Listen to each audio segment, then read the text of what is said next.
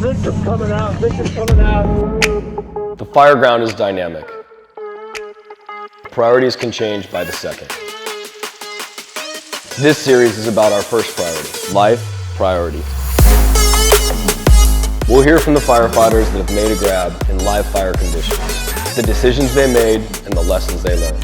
Listen as they tell you about their experience, learn from their mistakes and their successes. Expect fire and expect victims. Expect the unexpected and plan accordingly. This is Life Priority.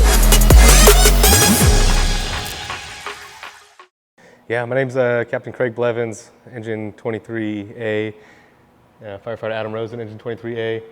At the time we were assigned to Engine 41 on A shift. We were responded for a residential structure fire in the afternoon. As we were going up Watt Avenue, we didn't have any signs of fire until we turned on to Mountain Oak, where we had light gray smoke drifting over the street. As we arrived, we had a female in the driveway looking pretty frantic. Made contact with her. She said that her husband was still inside the house and pointed that he was last in the bedroom and that he had limited mobility. So we updated all incoming crews of the situation and assigned Medic 41 to perform VES along the Bravo side bedrooms. Met up with the firefighter off Medic 41, confirmed that they heard that and what their assignment was. And at that time, Engine 26 and Truck 26 had arrived. On our way there, Captain Blevins updated and said that there is a victim with a known location in the residence. He reported it as being the Bravo Charlie corner. With where we were on the pick and our game plan, it was Captain Jukic and myself were Team 1, and then Engineer Fortin and Firefighter Edwards, Team 2.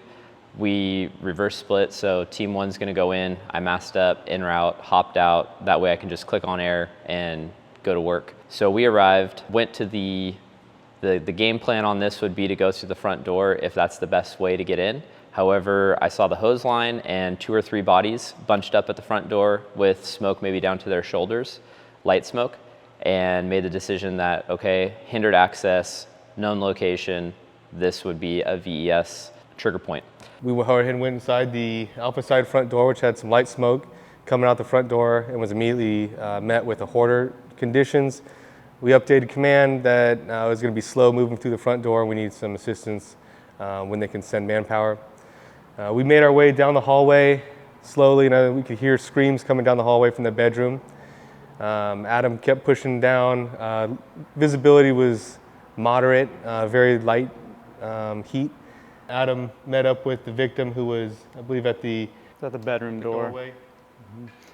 Yeah, so after making a push down the narrow hallway, again, hoarder conditions, there's boxes on all sides of us. It was very, very slow moving. I made contact with the victim screaming, pretty much followed his voice to kind of figure out where he was. When I got there, the firefighter off of Truck 26, Nate Hofford, was already at the victim at the time that I got there as well. I went to the Bravo side. Medic 41 was working on pulling off fence boards, and I made my way through there. On the Bravo side, saw 2 windows that looked like they were bedroom windows, and went to then the Charlie side to see if there was a better way to get in there besides having to break out a window and go through there. There wasn't. So I went back to the window that was closest to the Bravo Charlie corner and pulled out my axe. The window was pretty dark, smoke stained, so in my opinion, had some fire on it. When I broke it out, it let a little bit of smoke out, and then the room had so much contents in it that contents then started to burn. And I also heard someone shout, "Help me," which is a horrible feeling. And with the contents burning and how much stuff was in there, waited a second to kind of see what was going to go on there. It wasn't improving at all. There was a hose line in the front yard that wasn't the attack line. That hose came around to the Bravo side, used that line for a few seconds just to kind of knock that contents down, and then I made entry into that room. Could still hear this person shouting. I wasn't quite sure where they were, and then you guys can see I think I have the picture of what that room looked like, but it was full of contents. Basically between the windowsill and the doorway into the bedroom, it was an incline plane of stuff. And so I'm on all fours, just kind of scrambling around trying to find this person. And I didn't even recognize that I had found him until I was literally on top of him. And even then it was hard for me to truly recognize that this was the person that we were searching for. He was face down, head out towards the hallway, and feet up above his head towards the window that I had broke out to make entry. He was essentially in a hole of stuff, so I was higher than his torso and my footing was very slippery because of how much stuff was in there, and it was super hard to get any sort of a grab on him. So once we cleared the debris off, we came up with a plan on how we were gonna lift the victim, which was basically, I was just gonna, for lack of better words, deadlift him up, hand him off to Nate, and then from there we had to figure out which way we were gonna go. I had asked if we could go out his way. He said absolutely not. I said okay, I guess we're coming out my way. And it was a real struggle to try to get this guy maneuvered to pull him out. It was very frustrating. We tried to pull, we were slipping, we were falling. I believe one of the Medic 41 guys was in that same room with me. Captain Jukic had seen that we went into that room, the furthest one on the Bravo Charlie corner. And so he went into that next bedroom thinking that he could come in from the opposite angle to try to help with that. And that room was essentially no access. There was so much stuff in there, and the door, it was piled high on both sides of the door that he had no chance of getting through there. It was Rosen and myself and I believe one of the Medic 41 guys behind me. And eventually what we were able to do is I could get kind of a bear hug on him down low. And I think with Rosen's help of lifting up his shoulders, I was able to kind of get a grasp and topple over in the direction of the window.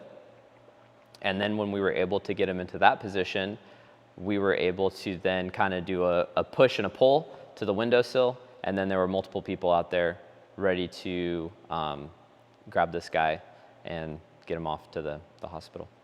With all the debris, because the bedroom had just as many contents as the rest of the house, it made a fairly convenient slope up to the window that helped us drag him out. He was burned from waist down. It looked like third-degree burns. We had pretty good visibility on what he looked like, and he was just really slippery. And so it just came to, okay, I'm gonna basically just lift him up, I'm gonna hand him to you, and then you're gonna hand him off. Yeah, at that point, the fire was knocked down, contained to the bedroom, no other extension. I'd say the hardest part would be the communication between the two, not knowing what the conditions were like where firefighter Hofford had entered through the window. Obviously, he had seen that the conditions in his bedrooms were limited, but he didn't know what the conditions were where we had came from, knowing that, okay, it might only be 10 feet to get to the window. Probably gonna be quickest for us to get him out there, and knowing that there's personnel that's already staffed at the window ready to pull him out. In terms of the VES, hindered access, known location, that's kind of our trigger point to say, okay, we can make access through a window or an alternative means. And you don't really think that that room is gonna be the room that is burning, nor do you think that's the room that the person's gonna be in. And there was no isolating that room, not that it would have done any good, but there was no door to shut, and you couldn't find the mattress if you tried to throw it there, and good luck finding a closet door or anything to close it off. So it was kind of those things that you normally run through in those scenarios weren't present on this one because of how much of a hoarder household it was. The ability to grab him, he was slippery. He might have been wearing a t-shirt. His legs were severely burned.